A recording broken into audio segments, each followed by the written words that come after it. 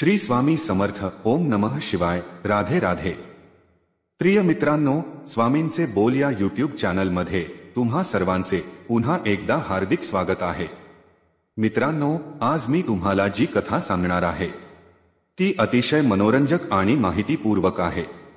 तुम्ही पापाचे नाव ऐकले असेलच. कदाचित एखादा मूर्खच असेल ज्याला पाप आणि पुण्य माहित नसेल. जे काम नीतीविरुद्ध, निसर्गाच्या नियमाविरुद्ध, धर्माविरुद्ध आहे ते पाप आहे, हे सर्वांना माहीत आहे. तरीही लोक जाणून बुजून पाप करतात. याचे कारण इंद्रियांवर नियंत्रण ठेवणे हे आहे. मानव मनाचा गुलाम असल्याने तो आपल्या इच्छांवर नियंत्रण ठेवू शकत नाही. तो पापी कृती करण्यास प्रेरित होतो. मित्रांनो, या विषयाशी संबंधित एक अतिशय लोकप्रिय कथा आहे. आज आपण ती कथा ऐकणार आहोत. मित्रांनो, कथेला सुरुवात करण्यापूर्वी माझी तुम्हा सर्वांना नम्र विनंती आहे की जर तुम्ही अजूनही स्वामींचे बोल या यूट्यूब चॅनलला सबस्क्राईब केले नसेल तर आताच सबस्क्राईब करा. त्याचबरोबर व्हिडिओला लाईक करायला सुद्धा विसरू नका. मित्रांनो, एकदा एक व्यक्ती काशीहून वेदांचे ज्ञान आत्मसात करून घरी परतला. त्याने सर्व धर्मग्रंथ, वेद आणि वेगवेगळे ग्रंथ यांचा उत्तम अभ्यास केला होता. म्हणूनच त्याला त्याच्या विधीचा खूप अभिमान होता. एक गोष्ट ध्यानात ठेवावी की माणसाला देवाकडून मिळालेली संपत्ती ही लोकांच्या कल्याणासाठी असावी, गर्व किंवा अहंकारासाठी नसावी. ज्ञान असो, संपत्ती असो, सौंदर्य असो, कीर्ती असो, त्याग असो, या संपत्तीचा अभिमान नसेल आणि जर तुम्ही त्या संपत्तीचा इतरांच्या कल्याणात उपयोग केलात तर संपत्ती वाढते आणि दुरुपयोग केल्याने नष्ट होते. मित्रांनो, तो व्यक्ती वेगवेगळ्या वेदांचे, धर्मग्रंथांचे ज्ञान अवगत केल्यामुळे खूपच गर्विष्ठ झाला होता. म्हणून एके दिवशी त्याला कोणीतरी विचारले की मला सांग की तू खरोखरच सर्व वेद आणि शास्त्रांचा जाणकार आहेस, तर पापाचे बाप किती आहे? हा प्रश्न ऐकून त्या व्यक्तीचा या विषयावर अभ्यासच झाला नसल्याने त्याला मोठा पेच पडला. त्याने सर्व पाने उलटली, पण या प्रश्नाचे उत्तर त्याला कुठेही सापडले नाही. मग त्याने त्याच्या गुरूंना विचारले की गुरुदेव, मला सांगा की पापाचे किती बाप आहेत आणि ते कसे जन्माला येतात आणि पाप माणसाच्या शरीरात कसे प्रवेश करते? कुठल्या अवयवाच्या माध्यमातून पाप माणसाच्या शरीरामध्ये प्रवेश करते? गुरुला त्या व्यक्तीला लगेचच त्या प्रश्नाचे उत्तर देणे योग्य वाटले नाही. त्यांना त्या व्यक्तीला व्यावहारिक ज्ञानाने त्या प्रश्नाचे उत्तर समजावून सांगायचे होते. कारण या प्रश्नाचे उत्तर गुरूंनी दिले असते तर त्याला उत्तर मिळाले असते, पण त्याचा अहंकार नष्ट झाला नसता. उलट त्याचा अहंकार वाढत गेला असता. असे म्हणतात की जोपर्यंत माणसासमोर संकटे येत नाहीत, अडचणींचा सामना तो करत नाही, तोपर्यंत तो स्वतःला लहान समजत नाही. त्यामुळे त्याला उत्तम व्यवहारी ज्ञान मिळावे यासाठी गुरूंनी त्याला त्यांच्याच नगरातील एका प्रसिद्ध वेश्येच्या घरी पाठवले आणि सांगितले, त्या वेश्येकडे जा आणि तिथे जाऊन तुझ्या शंकांचे निरसन कर. वेश्येचे नाव ऐकून आधी तो थोडा दचकला. तो विचार करू लागला की एक वेश्या मला एवढ्या कठीण प्रश्नावर ज्ञान कसे देऊ शकते? मग त्याच्या मनात विचार आला की माझ्या गुरूंनी सांगितले आहे तर तिच्याकडे जायला हवे. आता गुरुच्या सांगण्यावरून तो विद्वान नगरातील प्रसिद्ध वैश्या अवंतिकाच्या घरी गेला. तिथे गेल्यानंतर त्या विद्वान पुरुषाने अवंतिकाला स्वतःची ओळख करून दिली आणि भेटीचे कारण सांगितले. विद्वान पुरुषाला तिच्या दारात पाहून वैश्या अवंतिका म्हणाली, महाराज, मला वाटते तुमच्या गुरूंनी तुम्हाला चुकीच्या ठिकाणी पाठवले आहे. तुम्हाला माझ्याबद्दल माहिती नाही. मी या नगरातील प्रसिद्ध वैश्या आहे. संत, महात्म्य आणि सज्जन मला दुय्यम स्त्रीच्या नावाने ओळखतात. अशा लोकांना मला पाहणे सुद्धा आवडत नाही. तरीही तुम्ही माझ्या घरी आला आहात, त्यामुळे मला जमेल तसे मी तुमचे स्वागत नक्कीच करेन. या तुमचे पाय माझ्या घराला लागले तर माझे घर पवित्र होईल. तुम्ही जर माझ्या घरात आलात तर मी माझे मोठे भाग्य समजेल. असे बोलून त्या वैश्याने त्या विद्वान पुरुषाला तिच्या घरी बोलावून घेतले. त्यानंतर अवंतिका म्हणाली, तुम्ही खूप लांबून आला आहात, त्यामुळे तुम्ही बसा आणि थोडी विश्रांती घ्या आणि मला तुमची सेवा करण्याची संधी द्या. त्यानंतर मी तुम्हाला तुमच्या प्रश्नाचे उत्तर सांगे. मित्रांनो, तो विद्वान पुरुष म्हणाला, हे बघा, मी तुमच्या घरी आलो आहे. ही खूप मोठी गोष्ट आहे. याशिवाय आणखी मी काहीच करू शकत नाही. मी तुमच्या घरचे पाणीही पिणार नाही, कारण तू वेश्या आहेस. जर मी तुझ्या घरातील पाणी प्यायलो तर माझा धर्म भ्रष्ट होईल. त्या ज्ञानी माणसाला अडवत अवंतिका म्हणाली, महाराज, माझ्या हाताचे पाणी तुम्हाला अशुद्ध कसे करू शकेल? तुम्ही माझ्याकडे तुमच्या प्रश्नाचे उत्तर ऐकण्यासाठी आला आहात, परंतु मी तुमच्या प्रश्नाचे उत्तर देईन ते माझ्या पोटातून, माझ्या तोंडातून बाहेर पडेल. त्यानंतर ते उत्तर तुमच्या कानात जाईल. मग तेव्हा तुम्ही अशुद्ध होणार नाहीत का? तसे असेल तर तुम्ही माझ्याकडून प्रश्नाचे उत्तर सुद्धा ऐकू नये असे मला वाटत आहे. त्या विद्वान माणसाला वाटले की ही बरोबर बोलत आहे, पण तरीही समाजाचा विचार करता इथे खाणे पिणे माझ्यासाठी पाप आहे, कारण लोक माझ्याबद्दल काय म्हणतील कोणास ठाऊक. तेव्हा अवंतिका म्हणाली, लोक कसं काय म्हणतील? कारण माझ्या घरात तुम्ही काय करत आहात हे त्यांना कळणारच नाही. तुम्ही लोकांची चिंता सोडा. लोक हे नेहमी बोलतच असतात. जे लोक चांगले वागतात त्यांना सुद्धा लोक बोलतात, आणि जे वाईट वागतात त्यांना सुद्धा लोक बोलतच असतात.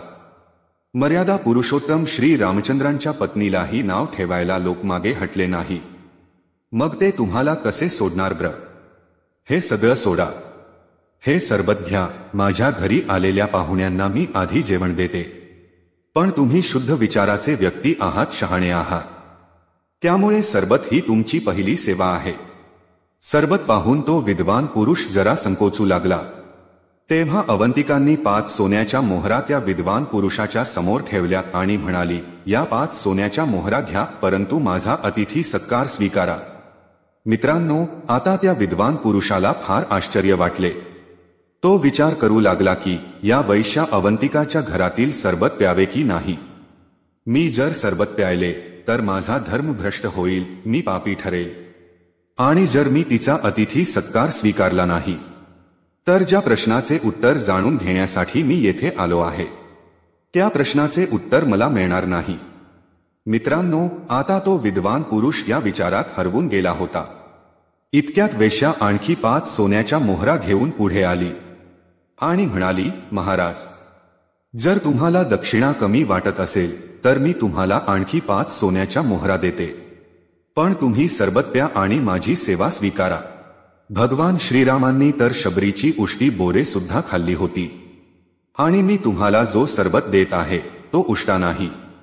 जर तुम्ही लोकांबद्दल विचार करत असाल की लोक माझ्याबद्दल तुम्हाला काय म्हणतील, तर तुम्ही त्यांचा विचार सोडून द्या. जरी तुम्ही हा सरबत प्यायला नाही तरी लोक तुमच्याबद्दल वाईट विचार करतील, कारण तुम्ही एका वेश्येच्या घरी बसला आहात. एकतर तुम्ही इथे येत नाही आणि आता तुम्ही इथे आला आहात, त्यामुळे तुम्हाला जी काही निंदा भोगावी लागणार आहे ती आता नक्कीच भोगावी लागेलच. वैश्याचे बोलणे ऐकून त्या विद्वान पुरुषाला वाटले की ही स्त्री अगदी बरोबर बोलत आहे. आता मी या स्त्रीच्या घरी तर आलो आहे, त्यामुळे घरामध्ये मी काय करणार हे लोकांना काहीच कळणार नाही. मी जरी या स्त्रीच्या घरातील सरबत प्यायलो नाही तरी पण लोक मला नावे ठेवणारच आहे, आणि ही स्त्री मला 10 सोन्याच्या मोहरा सुद्धा देत आहे. त्यामुळे 10 सोन्याच्या मोहरांच्या बदल्यात जर मी सरबत प्यायलो तर यामध्ये काहीच गैर नाही. आता त्या विद्वान पुरुषाच्या मनामध्ये लोभ जागृत झाला. त्याने 10 सोन्याच्या मोहरा उचलल्या आणि खिशात ठेवल्या व सरबत पिऊ लागला. सरबत पिल्यानंतर त्याने वेश्याला तोच प्रश्न पुन्हा केला, पापाचे बाप किती आहे आणि पाप माणसाच्या कोणत्या अंगातून शरीरामध्ये प्रवेश करते? या प्रश्नांची उत्तरे मला सांगा. मला लवकरात लवकर येथून परतायचे आहे. वेश्या म्हणाली, महाराज, काय घाई आहे? मी तुम्हाला उत्तर सांगेन त्याआधी तुम्ही माझ्या घरी अन्न ग्रहण करा. मी वेगवेगळ्या प्रकारचे पंचपक्वान तुमच्यासाठी बनविले आहे. तुम्ही माझे पाहुणे आहात. तुम्ही जेवता गेलात तर मी अतिथी सत्कार नाही केला, त्यामुळे मला दोष लागेल. आणि जर तुम्ही माझे अन्न स्वीकारले तर मी तुम्हाला उत्तर सांगेन. आणि एका विद्वान पुरुषाने माझ्या घरी अन्नग्रहण केल्यामुळे माझा सुद्धा उद्धार होईल. अवंतिकाचे हे बोलणे ऐकल्यानंतर तो विद्वान पुरुष म्हणाला, मी तुझे ऐकले आणि तुझे सरबत प्यायलो आहे. आता मला अन्नासाठी लाचार करू नकोस.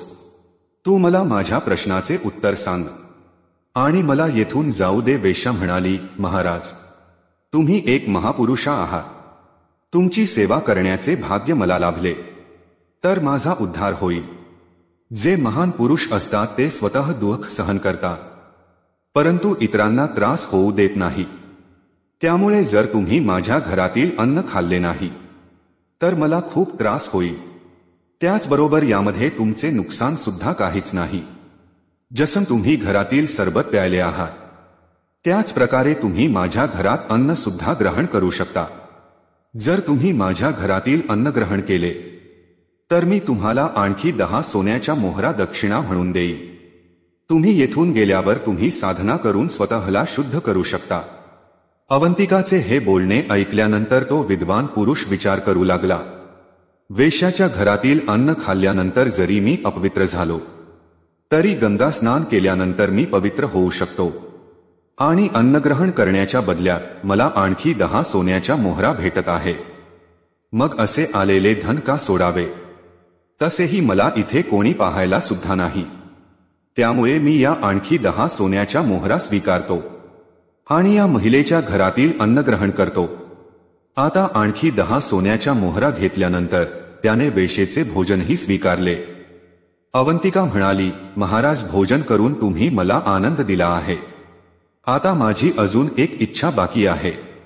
तुम्ही ती देखील मान्य करा आणि माझ्याकडून 100 सोन्याच्या मोहरा घ्या. तसं तर या जगात फार कमी पुरुषांना माझा सहवास लाभतो, परंतु तुमच्यासारख्या महान तपस्वी, ज्ञानी आणि धार्मिक व्यक्तीचा सहवास मला लाभला तर माझे कल्याण होईल. मी संसार सागर पार करेल.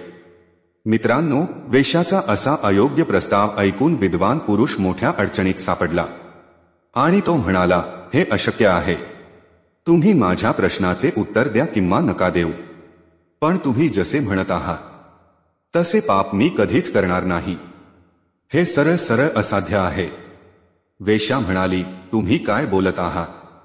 तुम्हाला माहीत असेलच की मेनकेने विश्वामित्र ऋषींशी सहवास केला होता, तरीही त्यांना काहीही झाले नाही. मग तुमचे काय नुकसान होणार आहे? जर तुम्हाला 100 मोहरा कमी वाटत असतील तर मी तुम्हाला 1000 सोन्याच्या मोहरा देत आहे, परंतु तुम्ही नकार देऊ नका. मित्रांनो, 1000 सोन्याच्या मोहरांच्या लालसेने शेवटी तो विद्वान पुरुष त्या वेश्येशी सहवास करण्यास राजी झाला आणि तो म्हणाला, हे बघा, मला तुमची ही अट मान्य आहे, पण हे गुपित तुम्ही कोणासमोरही उघड करू नका आणि यानंतर माझ्या प्रश्नाचे उत्तरही सांगा की पापाचे बाप किती आहे. त्या विद्वान पुरुषाचे बोलणे ऐकून अवंतिका टाळ्या वाजवून जोरात हसली आणि म्हणाली, महाराज, मला तुमच्याशी सहवास करून तुमची आणखी अधोगती करायची नाही, परंतु तुम्ही माझ्या घरी तुमच्या प्रश्नाचे उत्तर जाणून घेण्यासाठी आला आहात, म्हणून मी तुम्हाला तुमच्या प्रश्नाचे उत्तर देत आहे. पापाचा बाप कोण आहे आणि माणसाच्या शरीराच्या कोणत्या अवयवाच्या माध्यमातून पाप शरीरामध्ये प्रवेश करत असतो? तर ऐका. ज्याने वैश्या महिलेच्या हातातील सरबत प्यायले आणि जेवणही खाल्ले तर हे तुम्ही सर्व लोभासाठी आणि तुमचा हेतू साध्य करण्यासाठी केले, तर हा पापाचा पहिला बाप होता. दुसरे म्हणजे तुम्ही नुकतेच लैंगिक वासनेला बळी पडायला तयार झाला. लैंगिक वासना हा पापाचा दुसरा बाप आहे. आता तुम्ही असे म्हणत आहात की हे गुपित कोणासमोर उघड करू नकोस, म्हणजे पाप लपवण्यासाठी तुम्ही खोटे बोलत आहात. मला शपथ देऊन माझ्यावर दबाव टाकत आहात. हा पापाचा तिसरा बाप आहे. त्यानंतर जेव्हा तुम्ही इथून जाल आणि लोक तुम्हाला विचारतील की तुम्ही वेश्येच्या घरी राहून आला आहात, तेव्हा तुम्ही त्यांना खोटे बोलून समजावून सांगाल. हा पापाचा चौथा बाप आहे. तुम्ही लोकांना खोटे बोलून समजावून सांगाल, पण देव सर्व काही पाहत आहे. तुम्ही तुमच्या देवालाही न घाबरता बिनधास्त पाप करायला तयार झाला आहात. हा पापाचा पाचवा बाप आहे. त्याचप्रमाणे माणसाच्या मनात ज्या काही इच्छा असतात आणि त्या पूर्ण करण्यासाठी तो अनैतिकतेचा आणि आधार घेती, तो ते कृत्य करू लागतो. हे सर्व पापाचे बाप आहे. खोटे बोलणे, द्वेष करणे, चोरी करणे, रागावणे, कठोर असणे, हिंसाचार करणे, निरपराधांना शिक्षा करणे, दबाव आणणे, जबरदस्ती करणे, भांडण करणे, अहंकार दाखवणे, वेळ वाया घालवणे, दारू पिणे, शिवीगाळ करणे, अपमान करणे, खोटी शपथ घेणे, निंदा करणे, विष देणे, प्रदूषण करणे, एखाद्याच्या विरोधात कटकारस्थान रचणे, अशा अनंत कृती आहेत ज्याने मनुष्य पापाचा भागीदार बनतो आणि याच कृत्यांना पापाचे बाप म्हणतात. बापाला आई नसली तरी लाखो बाप आहेत. पाप माणसाच्या डोळ्यातून आणि कानातून प्रथम शरीरात प्रवेश करते आणि नंतर ते जाऊन त्याच्या मनात बसते. हे विद्वान पुरुष, हे होते तुमच्या प्रश्नाचे उत्तर. अवंतिकाचे हे बोलणे ऐकल्यानंतर तो विद्वान पुरुष म्हणाला, देवी, मला क्षमा कर. मला वाटले की तुम्ही सर्वात मोठे पापी आहात, पण इथे मी सर्वात मोठा पापी निघालो. अशा प्रकारे त्या विद्वान पुरुषाच्या अभिमानाचा चक्काचूर झाला. मित्रांनो, कथेचे तात्पर्य असे आहे की मानवी शरीर तसेही प्रदूषितच आहे. मृत्यूनंतर या शरीरातून इतका दुर्गंध बाहेर पडतो की त्याच्या जवळ एक क्षण सुद्धा राहणे कठीण होते. मग ते शरीर श्रीमंत असो, गरीब असो, मोठे असो, लहान असो, शहाणे असो अथवा मूर्ख असो, सर्वांनाचा दुर्गंध येतो. शुद्धता माणसाच्या विचारात असते. तीच शुद्धता त्याच्या कर्मात असेल तर तो देवासारखा शुद्ध होतो.